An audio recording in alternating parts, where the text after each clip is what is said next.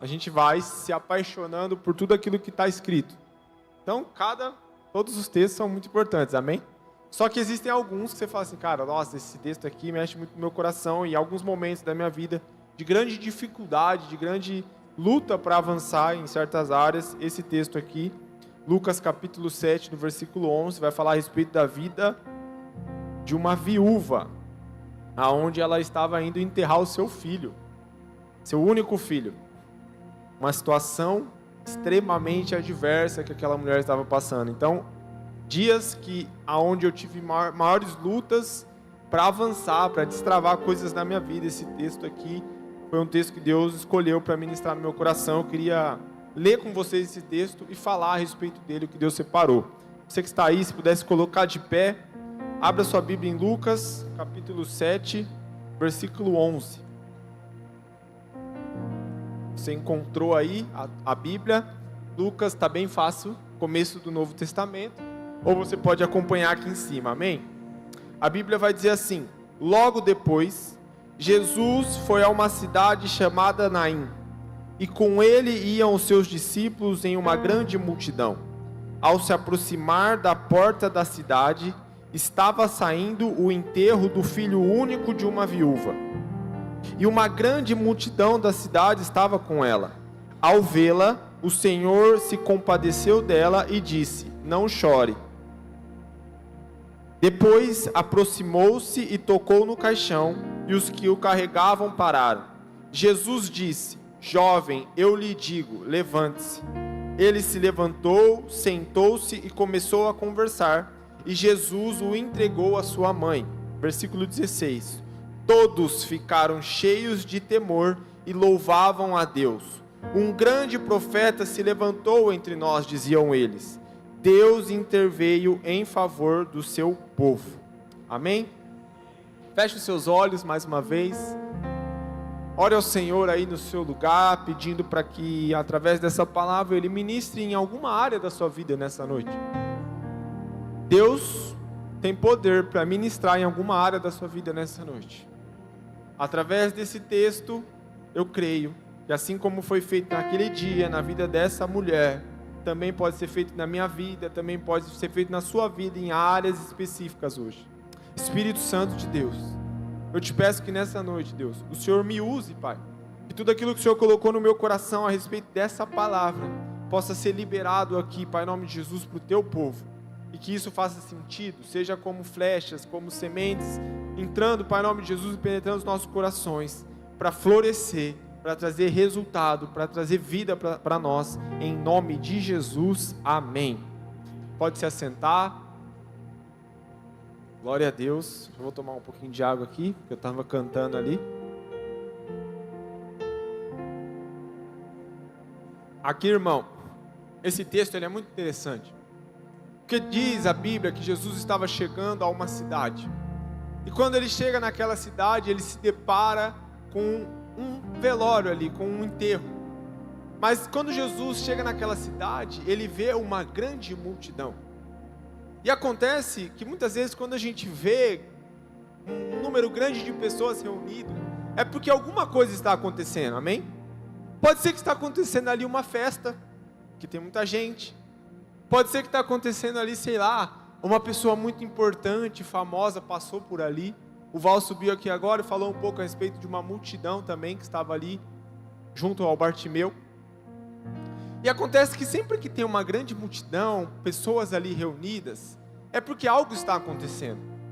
E aí eu quero contar algo que aconteceu comigo esses dias aí. Eu não vou saber precisar para você agora, que dia que foi, mas todos aqui de Campinas, amém? Todos de Campinas.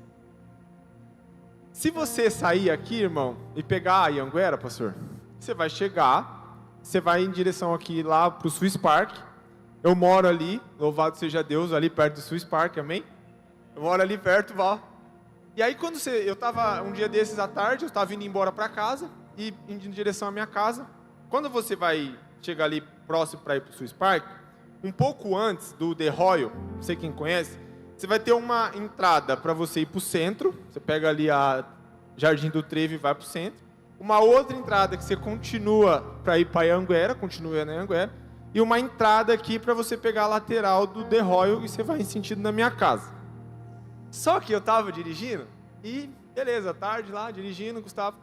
E aí eu cheguei, nessa voltinha, quando eu comecei a chegar perto dela, eu vi que tinha alguns carros parados. Tinha uns 8 carros parados.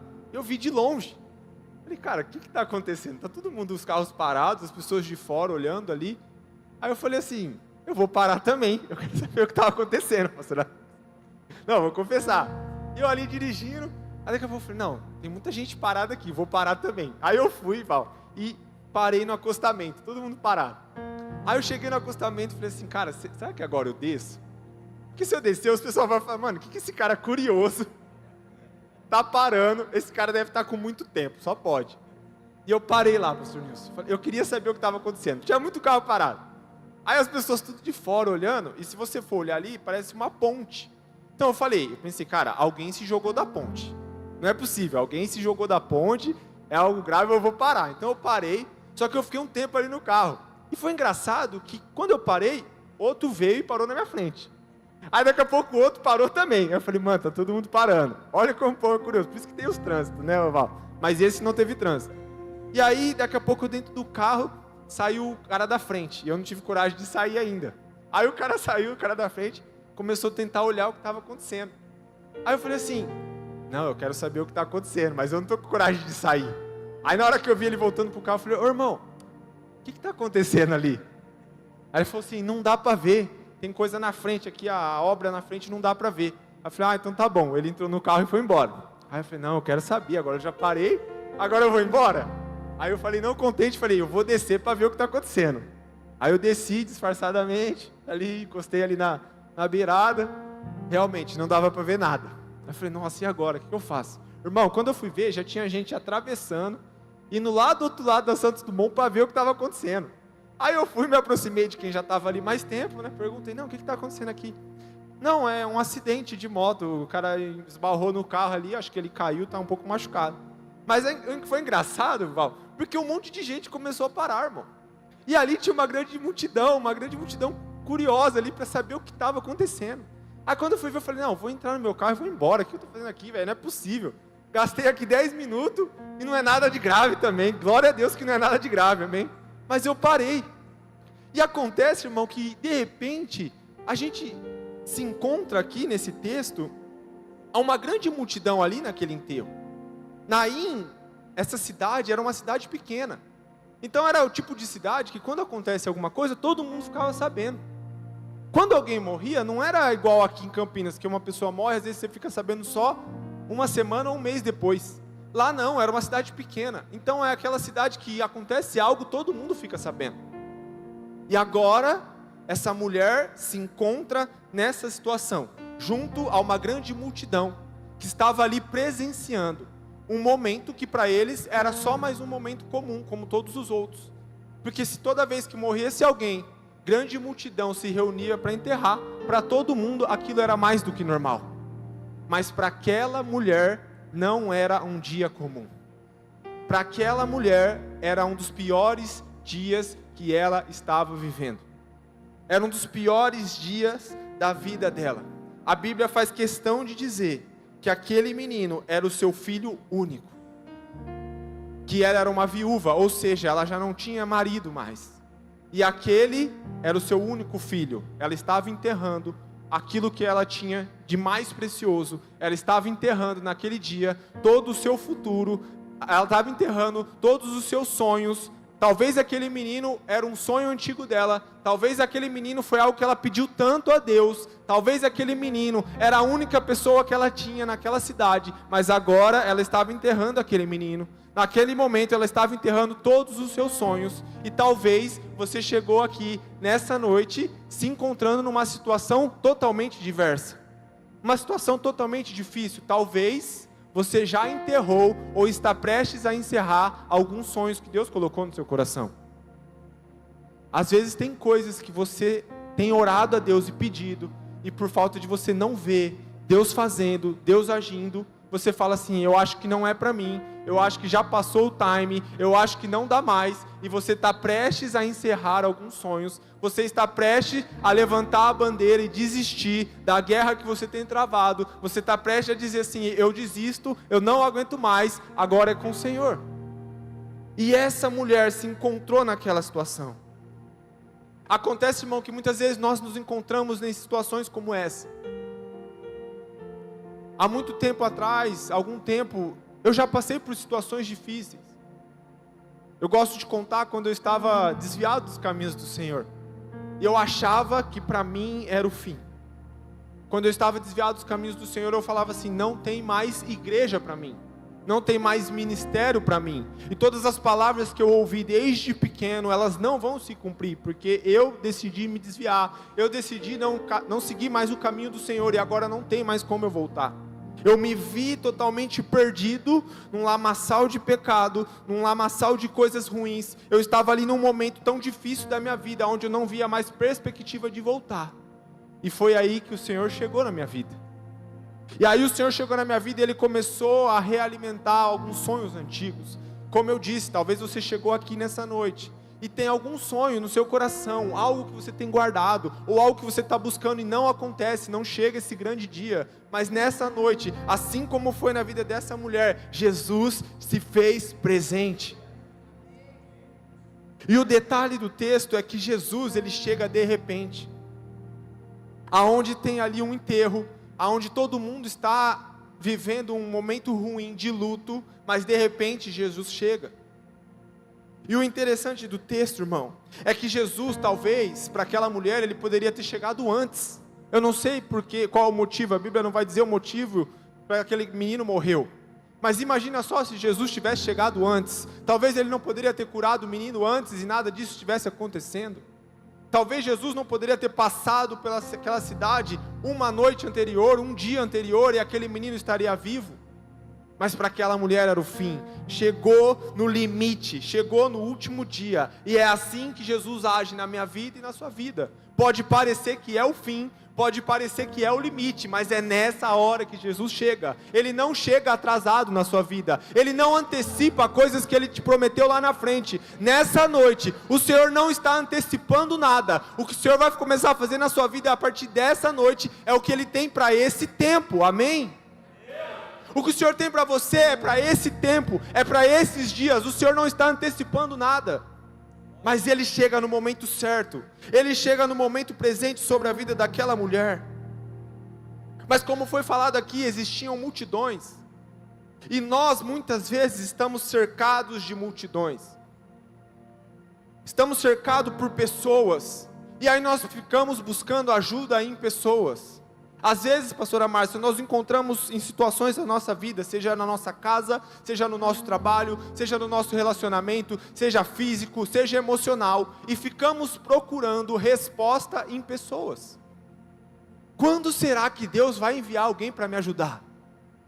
Quando será que o Senhor vai levantar alguém que vai me ajudar a sair dessa situação que eu estou vivendo?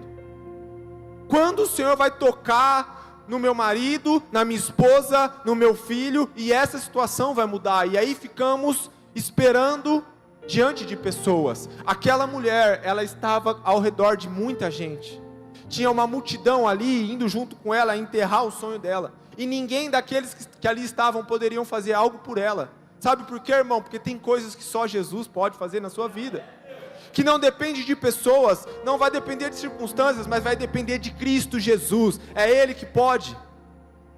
Só que nós precisamos escolher multidões, porque o texto vai dizer, se você ler um pouco antes, de Lucas capítulo 7, o Senhor Jesus tinha acabado de fazer uma cura. Ele tinha acabado de fazer um milagre ali um pouco antes. E aí quando Ele chega nessa cidade, Ele já está rodeado de multidões. E aí agora eu vejo aqui um cenário com contraponto. Uma multidão alegre, chegando, porque tem presenciado a glória de Deus, tem presenciado o agir de Cristo Jesus, tem visto o milagre, tem visto as coisas acontecendo, tem visto a vida avançar, estavam presenciando o milagre. Uma multidão que chega alegre com Jesus, e se encontra com uma multidão triste, uma multidão de morte, uma multidão ali em luto. Então, irmão, algo que o Senhor falou ao meu coração, nós precisamos escolher em qual multidão nós vamos estar. Em certos momentos das nossas vidas, ou nós vamos estar na multidão daqueles que já não acreditam mais no agir de Cristo Jesus, daqueles que não acreditam mais que Jesus ainda faz milagre, que Jesus pode fazer, que Jesus ainda restaura. Às vezes nos encontramos no meio dessa multidão, mas o Senhor está nos chamando para a multidão que caminha com Ele, para a multidão que ainda acredita no milagre, para a multidão que ainda acredita que Ele vai operar coisas no nosso meio. Mas sabe o que é interessante? Eu não sei você, mas se você anda com pessoas que são desanimadas, você se torna um desanimado. Se você anda com pessoas que só reclamam, que só pegam as situações e colocam para baixo, que você vai falar algo para a pessoa e ela fala assim, não, é assim mesmo, né? Não tem o que fazer.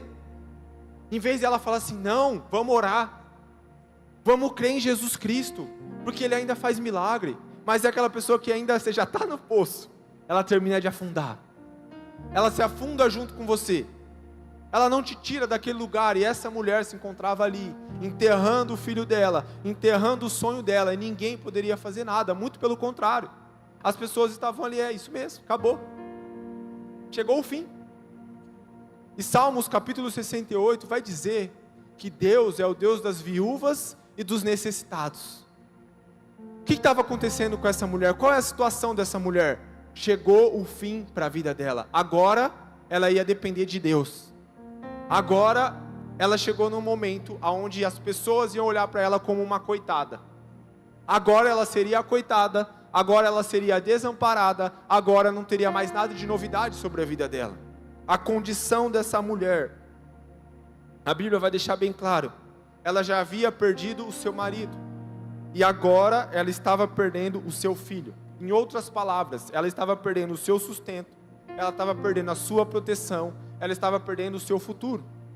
Se você pegar e ler a Bíblia, na lei, lá em Êxodo, a Bíblia vai nos dizer que na época lá de Moisés e do povo de Israel, quando uma mulher havia perdido o seu marido morreu, o irmão dela, o irmão daquele homem, tinha obrigação de se casar com ela, para que ali pudesse dar descendência, amém? Ou seja, na lei daquele tempo, essa mulher que perdeu o marido, ela precisava se casar com o irmão dele, para que houvesse descendência, para que continuasse a descendência. Só que uma vez que aquela mulher já tinha tido filho com aquele homem, essa obrigação não existia mais. Ou seja, ela talvez não se casaria de novo. Ou seja, talvez agora ela não teria mais descendência. Agora a descendência dela acabou. Agora ela não vai se casar de novo. E todos os sonhos que ela passou a vida inteira planejando, de ter uma família, de ter um filho, de ter prosperidade, de ser bem cuidada, o sonho que muitas vezes eu e você temos planejado para a nossa vida, acabou naquele momento, estava se acabando naquele dia. Chegou o fim para aquela mulher. Ela seria vista pela sociedade como uma coitadinha. Ela ia ter que depender de esmola. Ela ia ter que depender de ajuda dos outros. Mas irmão, isso não vai acontecer comigo e com você. Nós não vamos depender somente de esmola. Nós não vamos depender somente de ajuda dos outros. Nós não vamos depender de uma mãozinha de pessoas. Mas nós vamos depender de Cristo Jesus. Nós vamos depender de Deus. Porque Deus Ele vem com a provisão. Porque Deus não deixa acontecer, mesmo parecendo que é o fim. Mesmo parecendo que o nosso sonho não tem mais perspectiva de acontecer. É aí que Jesus entra na minha vida e na sua vida. Então Jesus chega na vida daquela mulher. E ela começa a fazer um milagre. Jesus, Ele vê, irmão, aquilo que ninguém viu. Porque a Bíblia diz que quando Jesus chega naquela cidade, a mulher não clamou por Jesus. A mulher não orou por Jesus. Mas Jesus viu a situação daquela mulher e se compadeceu dela. O que eu quero dizer para você nessa noite, irmão, às vezes tem coisa que você nem consegue mais orar. Tem coisas que talvez você nem está orando mais. Mas Deus, Ele não deixou de ver. Deus, Ele não deixou de enxergar. E a Bíblia vai dizer que Ele se compadeceu dela. E Jesus ali, em íntima comoção, vendo a situação daquela mulher, Ele decidiu, eu vou fazer algo por ela. Talvez, irmão, algo que o Senhor colocou no meu coração, é muito real, preste atenção. Quais são os sonhos que você já deixou de lado? Quais são as coisas que você não acredita mais? Talvez você nem ora mais, porque você já orou tanto. E você fala assim, agora deixa para lá, se acontecer, amém, se não acontecer, tudo bem. Eu não sei qual é a situação. Se é um familiar seu, se é o seu marido, se é a sua esposa, se é a sua situação financeira, que você já não vê mais perspectiva, você não vê mais esperança, e você fala assim, cara, se der tudo bem, se não der, amém. E você tem vivido a vida dessa maneira, mas o Senhor nos volta a fazer com que nós sonhamos, o Senhor nos volta a ter alegria, o Senhor nos volta para trazer coisas novas para nós, e falar, volte a acreditar, volte a crer, porque eu sou poderoso, eu posso fazer isso na sua vida. Então o Senhor chega aqui diante daquela mulher, e eu quero ler um texto com vocês, lá em Êxodo capítulo 3, versículo 7, por favor.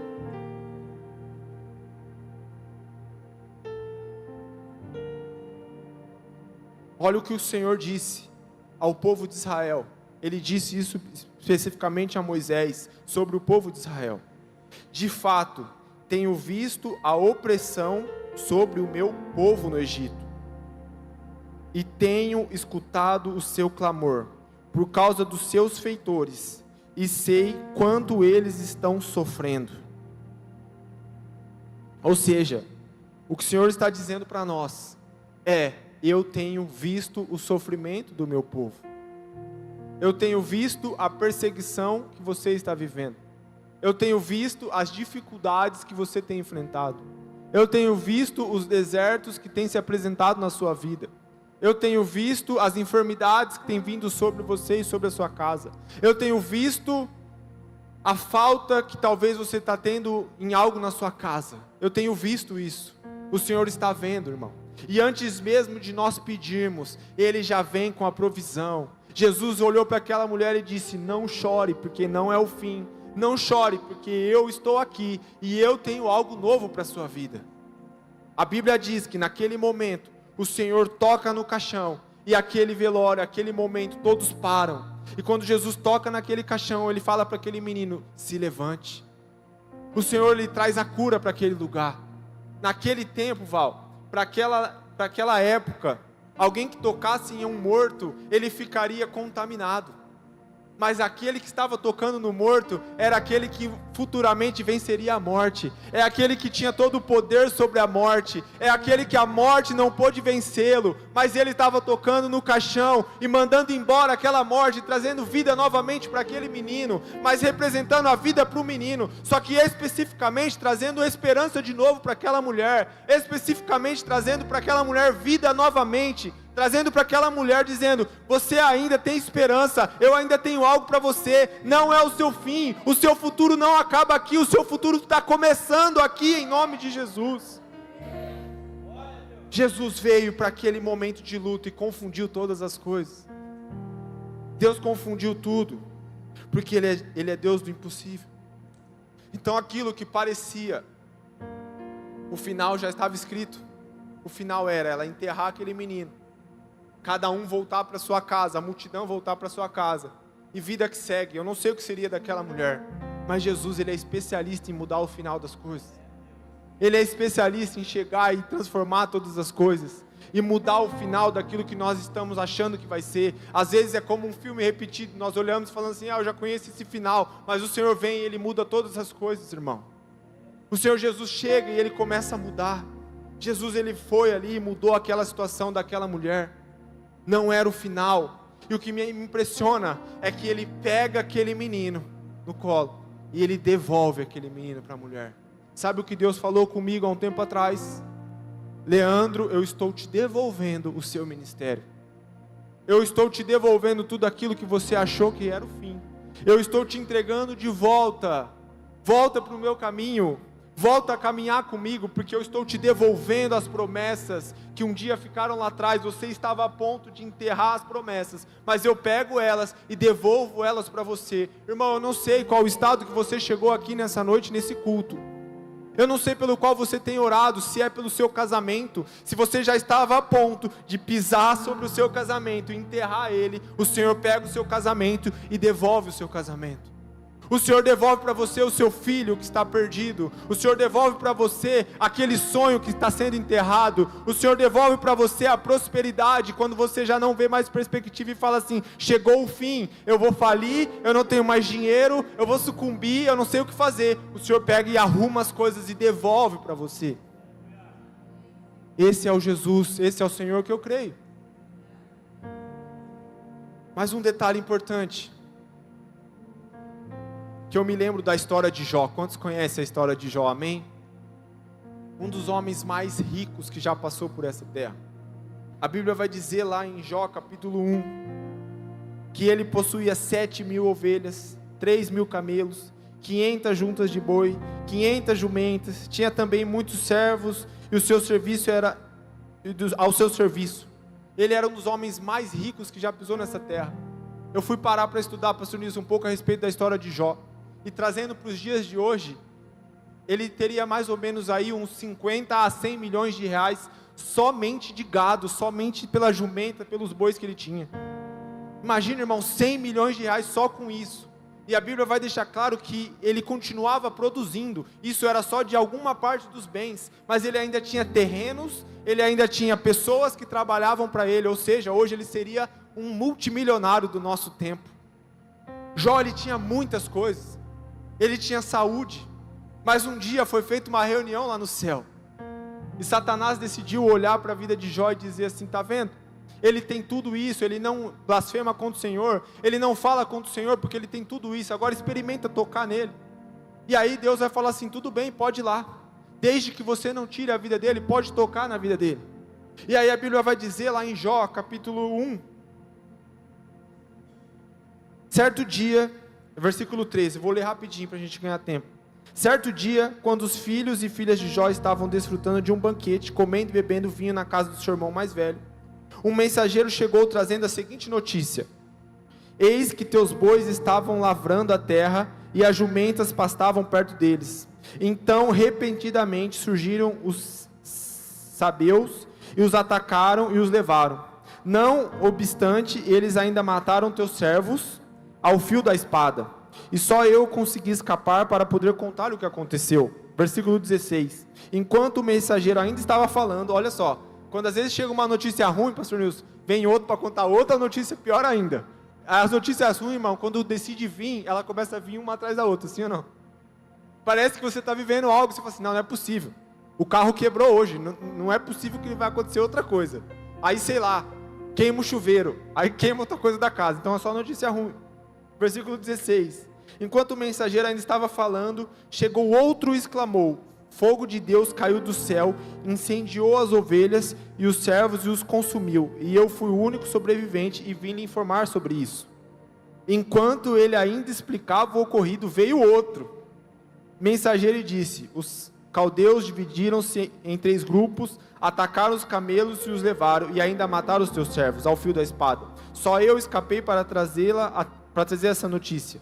Enquanto este acabava de dar a sua informação, chegou outro, e com a seguinte notícia: teus filhos e tuas filhas estavam comendo e bebendo vinho na casa do seu primogênito, o mais velho. De repente veio um forte vento do deserto, atingiu com fúria os 4 cantos da casa, que desabou sobre os jovens, e todos eles estão mortos. Irmão do céu, quando você está numa notícia ruim, às vezes está no último dia, você fala assim: cara, já está vindo notícia ruim, chega outro, chega outro, chega outro. E quando o Senhor falou comigo a respeito da vida dessa mulher de Naim, imediatamente o Senhor me levou a Jó, dizendo: cara, se eu estou vivendo isso, tem gente que está pior do que eu. E por que que eu vou blasfemar contra o Senhor? Por que que eu vou dizer que o Senhor me abandonou? Se ainda, irmão, se está ruim para você, pode ter certeza que tem gente pior. Se está ruim para você, pode ter certeza que tem gente pior. Mas sabe o que acontece? Às vezes a gente para de acreditar. Às vezes a gente começa até a duvidar de que será que Deus pode fazer algo na nossa vida. A gente começa até a duvidar de dizer assim: quando que vai chegar a minha vez? Quando o Senhor vai chegar? E isso está acontecendo comigo. Mas pode ter certeza que existe gente pior. E Jó foi um dos caras que experimentou algo muito ruim sobre a vida dele. Ele perdeu toda a riqueza, e não só isso, ele perdeu o que ele tinha mais precioso, a sua família, a sua casa. Jó foi tocado em todas as áreas da vida. Na saúde, depois você vai ver. Jó foi tocado nos bens, e Jó foi tocado na família. Mas tem um detalhe do texto, tem um detalhe da história de Jó. Em momento algum ele blasfemou contra o Senhor. A esposa dele chegou e disse assim: é culpa do seu Deus, é culpa daquilo que você está fazendo, amaldiçoa o seu Deus e morre. Os amigos de Jó chegaram até ele dizendo que tudo aquilo que ele estava passando era culpa dele. Ele tinha feito algo de errado, e é mais ou menos isso que acontece. Porque naquele tempo, irmão, quando a gente via alguém, quando as pessoas viam alguém passando por alguma luta, passando por alguma dificuldade, elas falavam: esse cara pecou. Então imagina no enterro daquela mulher, ela já tinha perdido o marido e agora perdido o filho. Naquela multidão, talvez as pessoas estavam cochichando: algo de errado ela fez. Algo de errado ela fez para estar vivendo isso. É isso que as pessoas olham para você quando você está passando com dificuldade, e talvez elas pensem: o que será que ele fez de errado? O que será? Por que está acontecendo isso na sua vida, pastor? Por que você está vivendo tudo isso, irmão? Mas acontece que às vezes isso também tem mão de Deus. Acontece que até mesmo nessa situação o Senhor é que está trabalhando. Acontece que só Jesus ainda não chegou, mas irmão, Ele vai chegar. E nessa situação Ele está trabalhando. Porque por trás dessa situação da vida de Jó, Deus estava presente. Deus falava: só não toca no físico dele, só não mata ele, mas o resto você pode fazer, porque eu sei que ele é fiel a mim. E a pergunta é: quantos de nós, mesmo em desertos, mesmo em lutas, vamos permanecer fiéis a Jesus? Quantos de nós? Me impressiona e me alegra você ter chegado aqui nessa quinta-feira, porque eu sei que muitas vezes você tem luta, mas se você está aqui, é porque você é fiel ao Senhor, e mesmo em meio às lutas, você não vai abandonar. Você vai continuar orando, você vai continuar buscando, até que o Senhor venha. Aqui no texto, a Bíblia vai dizer que o último homem, Larissa, que chegou para dar a notícia, ele vai dizer assim: de repente, veio um vento muito forte, derrubou a casa, e todos que ali estavam, seus filhos morreram nela. Só que quando a gente vai para Jó, capítulo 38, o primeiro versículo, coloca aqui para mim, Jó, capítulo 38.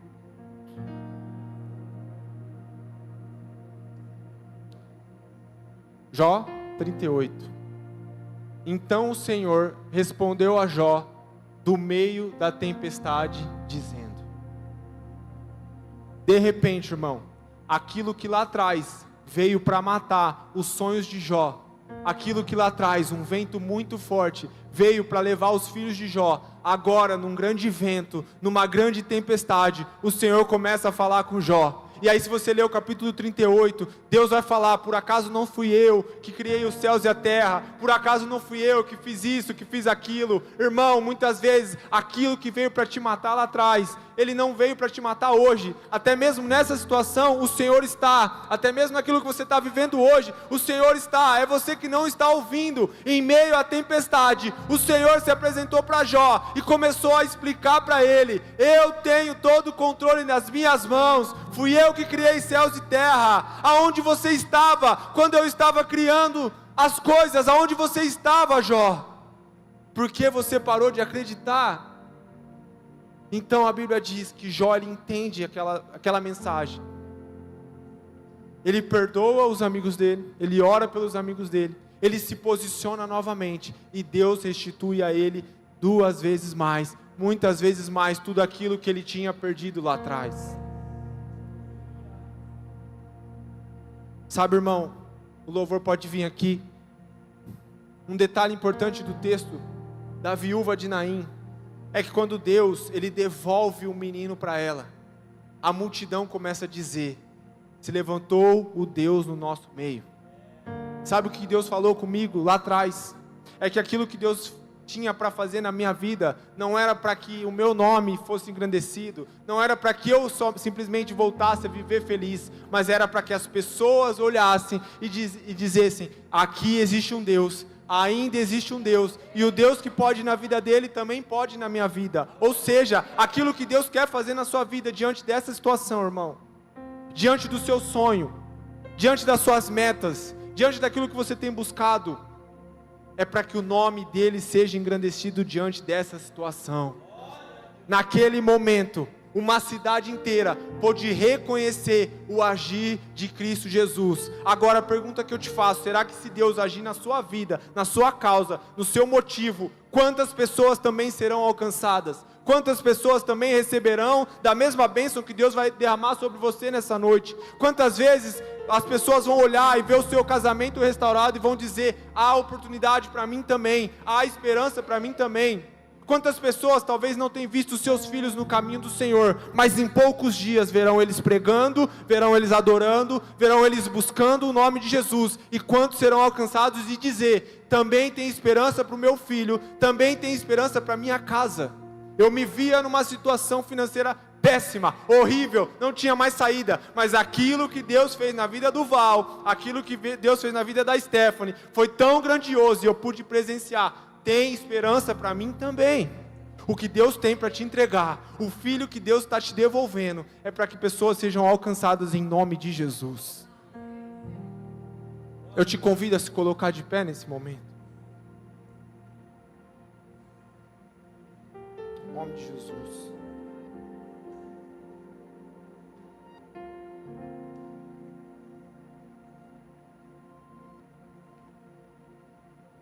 Eu tenho certeza que existem pessoas aqui que carregam sonhos dentro do coração, que ouviram palavras de Deus lá atrás, promessas de Deus lá atrás, mas quando olham aos olhos humanos, não veem mais essas coisas acontecendo. Parece que o caminho é totalmente contrário dos sonhos. Parece que tudo aquilo que Deus prometeu, ou algo que você está vivendo, já está ali, como nesse dia, um verdadeiro velório, uma verdadeira tristeza. Mas, irmão, o Senhor quer trazer alegria para o seu coração de novo. Nessa noite, irmão, se você crê, o Senhor traz alegria de novo para o seu coração. Nessa noite, se você crê, Ele começa a reativar os sonhos do seu coração, a fazer voltar a arder tudo aquilo que você tem deixado de lado. O Senhor tem um propósito para você nessa noite, irmão. Meu desejo é que você não saia desse culto da mesma maneira que você entrou, irmão. Mas que aquilo que você tem orado e clamado, buscado diante do Senhor, pode ter certeza que Ele já viu lá do céu.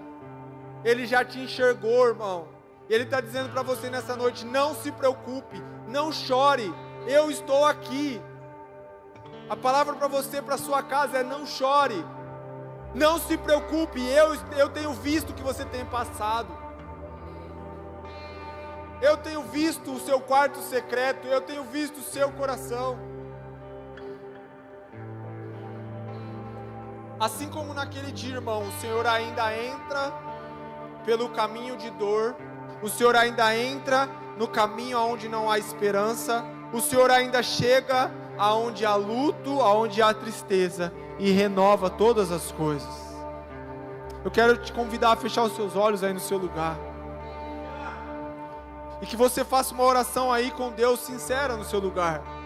Eu não vou te chamar para vir aqui na frente, mas eu tenho certeza que aí no seu lugar o Senhor vai aí.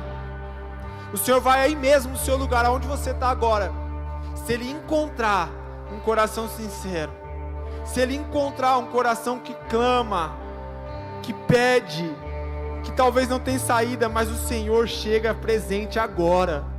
O louvor vai tocar aqui, irmão, e o meu convite para você é que você faça uma oração sincera no seu lugar. Obviamente você tem liberdade, se você quiser vir ao altar, você pode ficar no seu lugar, vir ao altar, você tem liberdade na casa de Deus. Mas eu espero que o Espírito Santo te toque agora, em nome de Jesus.